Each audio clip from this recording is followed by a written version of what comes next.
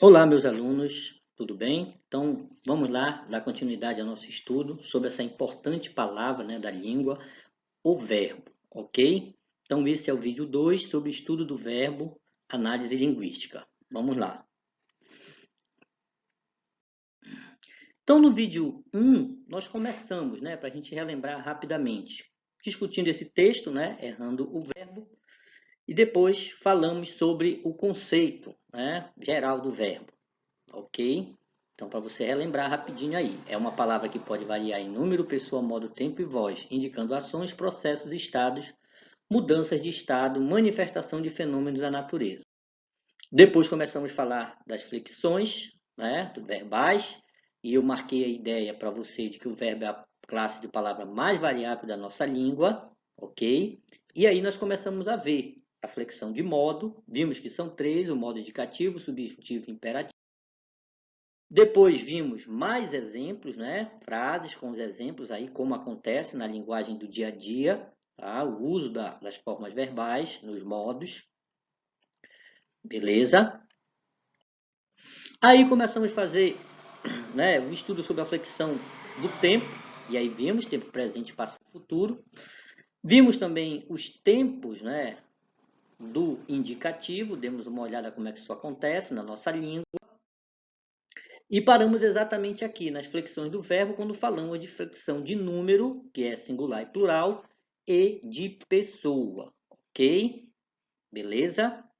Agora, nós vamos dar uma olhada no que a gramática da nossa língua tem, que nós chamamos de conjugação do verbo. Então, os verbos da nossa língua, eles também são classificados segundo uma conjugação, que a gente chama de conjugação. Então, eu tenho o verbo de primeira, segunda e terceira conjugação. Então, de primeira conjugação, quando eu tenho a vogal temática A, então geralmente o verbo vai terminar em AR. A segunda conjugação, quando eu tenho a vogal temática e aí eu tenho ER no final do verbo. Um exemplo aí, vender, escrever e temer. Da primeira conjugação, estudar, ficar e remar. Então, sempre quando eu tenho AR, esse verbo vai ser de primeira conjugação, nós vamos dizer que ele é de primeira conjugação. Quando o final é ER, nós vamos dizer que ele é um verbo de segunda conjugação, ok? Além dessas duas primeiras, nós temos também os chamados verbos de terceira conjugação, que terminam em IR, ok? Então, não esqueça, lembre lá, grave aí que eu tenho verbo da nossa língua com terminação AR, ER e IR.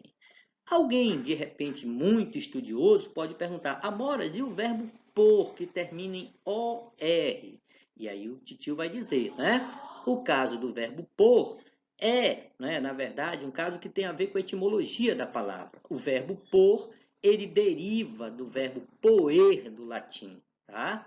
Poer. E aí, o que é que vai acontecer? Ele é, na verdade, um verbo de segunda conjugação, ok? De segunda conjugação. Olha aí agora, o que nós chamamos de formas nominais do verbo. Então, a gramática da nossa língua também tem o que a gente chama de formas nominais. Então, olha aí, presta atenção. Verbo, forma nominais. Então, o que é que a gente vai ver? Que são formas, verbos que trabalham como nomes. Então, olha aí uma ideia básica do que vai ser isso. Então, formas nominais do verbo são formas que não se apresentam conjugadas. Preste atenção aí, ou seja, por si sós, não apresentam flexão de tempo e modo, tá? Então, não apresentam flexão de tempo e modo. Então, eu vou chamar para isso aí de formas nominais. E também, dependendo do contexto, podem funcionar como nomes substantivos adjetivos ou advérbios, tá? Ou advérbios, tranquilo? Vamos ver alguns exemplos para ver como é que isso funciona na língua. Então, olha aí o primeiro exemplo. O jantar está preparado. Então, olha a palavra jantar destacada aí. Se você olhar, jantar é um verbo. Eu janto, tu jantas, ele janta, nós jantamos. Não é isso? Então, eu posso conjugar. Então, eu tenho aí uma forma que a gente pode identificar como verbo. Contudo, repare que ela está antecedida de um artigo. Olha aí, o jantar. Então, essa forma verbal, ela se transforma numa forma nominal. E aí ela funciona como, olha aí, o jantar funciona como substantivo. Então, eu tenho, na verdade, uma forma verbal que funciona como substantivo, ok? Então, eu quero lembrar sempre que para eu identificar uma classe de palavras, eu sempre tenho que lembrar do contexto, tá? Então, estudos aí linguísticos vão dizer que nós não temos propriamente classe de palavra, a palavra é da classe tal. Não, a gente tem função, porque ela depende do contexto e ela funciona de um jeito ou de outro. Tá aí o caso da palavra jantar, que aí é uma forma de verbo, mas está funcionando como um substantivo, ok? Vamos a outro exemplo. Olha aí, ela está preparada para a festa. Então, olha a forma preparada aí, do verbo preparar, né? Então, olha aí, está relacionado ao ela. Então, nesse caso, preparada, olha o que vai acontecer, funciona como adjetivo. Então, está caracterizando ela, então funciona como adjetivo. O próximo exemplo, João chegou em casa cantando. Então, observe aí a forma, o modo que ele chegou. Então, repara que cantando está, olha aí, especificando a forma que ele chegou. Então, eu tenho aí cantando do verbo cantar, né? Olha aí, funcionando como um advérbio, aí no caso de modo, olha lá. Cantando funcionando como advérbio, ok? Muito bem. E agora, vamos ver como são, de fato, classificadas, né, as formas nominais do verbo. Olha aí, então eu tenho três formas nominais, que nós chamamos de infinitivo, gerúndio e particípio. Então, olha lá, infinitivo, a terminação é R, então eu costumo dizer que é o próprio nome do verbo, olha aí, jantar, preparar e cantar. Então, sempre que eu quero ver, por exemplo, um verbo que eu vou lá no dicionário, eu vou ter essa forma lá no infinitivo. Então, eu devo procurar pela forma do infinitivo, ok? Que termina com R. Gerúndio.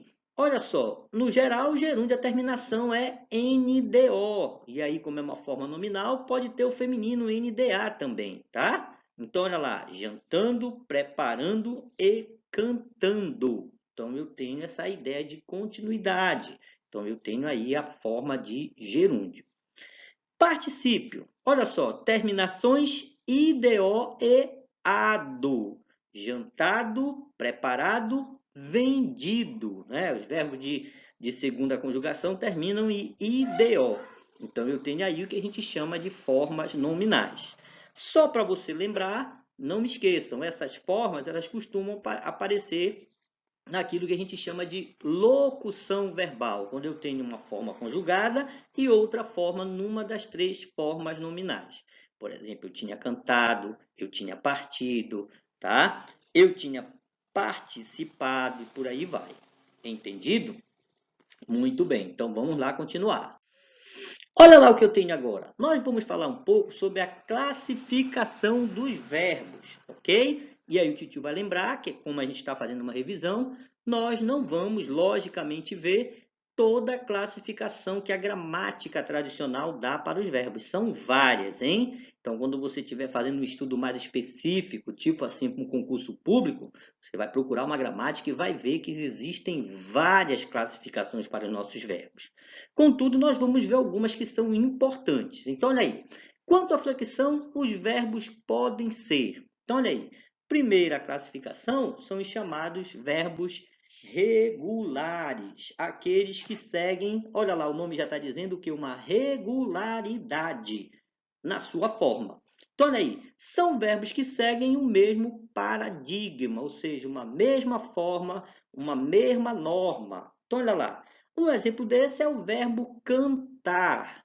Quando nós conjugamos o verbo cantar, por exemplo, como nós temos aí no presente, eu canto, tu cantas, ele canta, nós cantamos, vós cantais e eles cantam, o que é que você vai perceber? Que eu tenho uma forma base. Olha aí, esse cante, que a gente chama de radical, o que é que vai acontecer? Ele se repete em todas as pessoas, ele não modifica. Eu só vou modificar a desinência final aí, no caso de número pessoa. Mas a forma central do verbo, a forma básica do verbo se mantém. Por isso a gente diz que ele segue o mesmo paradigma. Por isso ele vai ser classificado como verbo regular. Então, cantar, amar, vender. Então, a grande maioria dos nossos verbos são verbos regulares, que são, logicamente, muito fácil para nós, falantes da língua portuguesa, né? Conjugarmos, falarmos no nosso dia a dia. Olha lá o que eu tenho agora. Contrapondo-se aos verbos regulares, nós temos também o que nós chamamos de verbos irregulares. Então, olha o que acontece. São verbos que, em suas conjugações, se afastam do seu paradigma. Então, quem não aprendeu, aprenda essa palavra nova, paradigma. A mesma forma, um mesmo modelo. Então, olha lá o que vai acontecer. Eu tenho vários verbos irregulares na nossa língua, né? Verbos que às vezes trazem dificuldade até mesmo para nós falantes da língua. Então, quando nós estamos crescendo, né, um dia desse, quando eu era bebê, por exemplo, eu lembro que nós, olha lá, aprendemos a língua conforme o que? As regularidades. A língua ela é cheia de regularidade, coisas que acontecem normalmente todo o tempo. Então, o que é que vai acontecer? Quando tem uma irregularidade, a coisa complica. Daí que as criancinhas, né, têm no início dificuldade com alguns verbos. Por exemplo, o verbo dizer. Elas dizem eu dizia, eu fazia, né, o verbo fazer e por aí vai. Porque elas seguem a regularidade. Se partir, eu digo parti, vender, eu digo vendi, elas imaginam na mente que dizer, eu vou dizer dizi, fazer, eu vou dizer fazi. Então vejam que propriamente elas não estão errando, porque elas estão seguindo a regularidade. Né? O trazer é um dos que mais traz dificuldade no início da nossa fala. Contudo, com o tempo, a criança começa a perceber que a coisa não funciona assim, que nós temos o quê? Irregularidades, tá? Então, olha aí o caso do verbo dizer, né? Olha como muda o radical para digo, depois muda para diz de novo. E em outros tempos também vai sofrer mudanças. Então, eu tenho o que a gente chama de verbos irregulares aí, quando eu tenho essa mudança no radical, diferente dos chamados verbos regulares. Olha só o que nós temos na nossa língua também. Os chamados verbos defectivos. Então, pode imaginar isso. Defectivos são aqueles que têm defeitos. Olha aí. São verbos que não apresentam todas as pessoas as suas formas de conjugação. Então, o que é que vai acontecer? Eu tenho verbos na nossa língua que não apresentam, né? Que às vezes o povão comum até tenta conjugar, porque não sabe disso. Olha o nosso exemplo aí, o verbo colorir. Já pensou como é que fica a primeira pessoa? Eu coloro? Não dá. Então, no verbo colorir, nós não temos essa primeira pessoa, tá? Então, nós temos muitos verbos na nossa língua que são chamados irregulares, que às vezes é até engraçado as pessoas quererem conjugar quando o verbo não existe, ok? Então, eu vou lembrar novamente que você que está estudando vai evoluir. Quem sabe um dia pode querer fazer um concurso público, você vai precisar dar uma olhada, né? Na norma gramatical nós temos vários exemplos. Por exemplo, o verbo reaver, que não tem nada a ver com ver. Ele é completamente defectivo. Eu só tenho, eu não posso dizer eu reavejo, eu avi, não dá. Então, só tem a primeira e a segunda pessoa do plural no presente. Nós reavemos, vós reaveis, tá? Então, por conta da forma, a gente não tem essa conjugação, ok? Não tem. Alguns, como o verbo chover, é interessante, tem a ver com a questão do que? Do significado. Então, o verbo chover, chover é um verbo. Mas será que eu posso conjugar eu chovo, tu choves, elas não dá. Então, nós não temos essas formas, pelo menos no que a gente chama de linguagem objetiva. Numa linguagem figurativa, pode até dizer, eu chovi palavras na aula. Aí é um outro uso, ok? Então, lembre sempre que o verbo defectivo são aqueles que não apresentam todas as formas. Beleza? Os abundantes, olha aí, o que abunda, né? Que abunda não faz falta, ou seja, que tem muitos. Essa é a ideia. Então, são verbos que apresentam mais de uma forma para certas situações de uso. São verbos que apresentam mais de uma forma, né? Então, o que é que vai acontecer? Essa abundância, né, geralmente vai estar relacionado ao uso do particípio na nossa língua, no uso do particípio. Então, olha o que vai acontecer aí. Alguns exemplos. Olha lá. Verbo aceitar. Olha aí, ele tem duas formas para o particípio. Lembra lá daquela terminação IDO, ADO? Então, eu posso dizer aceitado e aceito. Olha aí, verbo entregar. Entregado e entregue. Verbo acender. Acendido e aceso. Verbo eleger, elegido e eleito, eu posso falar. E aí vou lembrar, em algumas situações, mas está errado. Algumas situações a gramática não aceita, tá? Algumas dessas formas, às vezes, uma se sobrepõe sobre a outra e algumas não existem, tá? Eu tinha chego. Não existe, tá? Algumas pessoas desavisadas costumam fazer uso. Não existe essa forma. A gramática não aceita essa forma. Eu tinha chego. Eu tinha uma outra, eu não lembro agora, mas uma dos mais assim que eu notei o povão falando. Eu já tinha chego. Não dá, tá? Não tinha.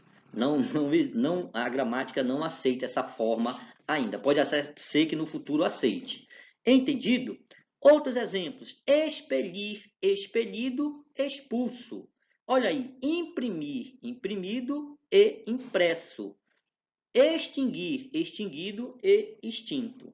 Então, novamente eu vou lembrar, nós aqui que temos o privilégio de estar estudando, porque infelizmente no nosso país tem muita gente que não estuda porque não tem condições, e às vezes por falta de noção mesmo. O que é que vai acontecer? Nós temos esse privilégio, então temos que saber de certas coisas, né? Então, por exemplo, existem verbos mais voltados, sem dúvida, ao uso formal da linguagem, que também são abundantes na sua conjugação. Um exemplo desse é o verbo haver, que é usado em linguagem formal, principalmente. Então, tem, por exemplo, a primeira pessoa, eu, ei, né? Eu, ei, tu, ás, ele, há. Nós, hemos. Olha aí, tá? Nós hemos, ok? Então, o verbo haver, na primeira pessoa do plural, ele tem duas formas. Nós hemos e nós havemos. Então, ele se torna também, nesse caso, um verbo abundante, entendido? Então, verbo abundante. Então, lembre, no geral, essa abundância, esse uso, né, mais de um uso, vai ocorrer no particípio. Mas em alguns casos eu tenho também nas conjugações. Entendido? Agora a pergunta, Amoras, tem uma regra para isso, para esse uso? Bora lá dar uma olhada? Então, o uso do particípio, né? O uso do particípio. Tem uma regra, Amoras? O que vai acontecer? Os gramáticos, eles descrevem, né, uma regra para esse uso. Quando é que eu vou usar aceso, acendido, né? Expulso, expulsado, eles descrevem uma regra. Então, bora lá ver. Apareceu aí, olha. Primeira, quando eu tenho ser e estar como verbos auxiliares, olha o que vai acontecer. A forma que eu vou usar vai ser a forma irregular. E aí o tio vai lembrar. Forma regular, IDO, ADO. A outra forma que existe no verbo, que aparecer no verbo, vai ser chamada de irregular. Ok? Olha lá, se eu tiver como auxiliar o verbo ter e o verbo haver, o que vai acontecer? Eu vou fazer uso do particípio da forma regular. Tranquilo? Mas, de novo, eu vou dizer, isso acontece na língua comum, isso é norma, vamos dizer assim, da língua comum. E o falante da língua, no geral, vai falar isso sem se preocupar com a regra, mas seguindo essa regra. Querem ver? Bora ver lá o exemplo? Então, olha aí, no primeiro caso, a criança tinha o fogo. O verbo acender, como é que ficaria aí, hein? A criança tinha acendido o fogo ou a criança tinha aceso o fogo? Olha lá, eu tenho o verbo ter. E nesse caso, a descrição da regra diz que eu vou usar a forma regular. Como é que ficaria? Acendido ou aceso? Olha aí, a criança tinha acendido. Então, provavelmente você não iria falar a criança tinha aceso o fogo. Olha aí, fica até estranho, a criança tinha aceso o fogo. Não, você iria falar a criança tinha acendido, ok? No outro exemplo, olha aí, o fogo foi acendido pela criança, você falaria assim no caso? Ou falaria o fogo foi aceso pela criança? Então, repara como, mesmo na fala comum, nós seguimos essa regra, né? Então, olha como fica aí. O fogo foi aceso pela criança. Entendido? Outro exemplo. Eu havia, olha aí, eu havia, qual é o verbo mesmo aí? Aceitado o dinheiro. Olha aí, o verbo aceitar. Você não falaria eu havia aceito o dinheiro. Eu havia aceito o dinheiro. Fica estranho. Então você diria eu havia aceitado. Olha, o haver, preste atenção aí, eu faço uso com a forma regular, ADO no caso. O nosso último exemplo, o dinheiro será aceitado por mim? Será que a gente falaria assim? Ah, o dinheiro será aceitado por mim. Olha só o que vai acontecer. O verbo é ser aí. Então eu tenho a forma irregular. O dinheiro será aceito por mim, tá? Então, dentro daquilo que eu sempre digo, nós não estamos estudando coisa do outro mundo, nós estamos estudando a língua portuguesa, que de certa forma, se você parar para verificar, pensar, né, você vai ver, é fácil para nós que somos falantes da língua. Então, falamos do verbo, por exemplo, que nós usamos no nosso dia a dia, que nós conjugamos no nosso dia a dia. Claro que, hora ou outra, nós não seguimos, né, o que prescreve a gramática normativa. Contudo, nós sabemos fazer uso das formas verbais da nossa língua. Entendido? O que, de novo, vou dizer, não seria fácil para um estrangeiro, tá? Beleza? Então, essa foi a nossa revisão, né, sobre o verbo, ok? Um abraço a todos e até logo.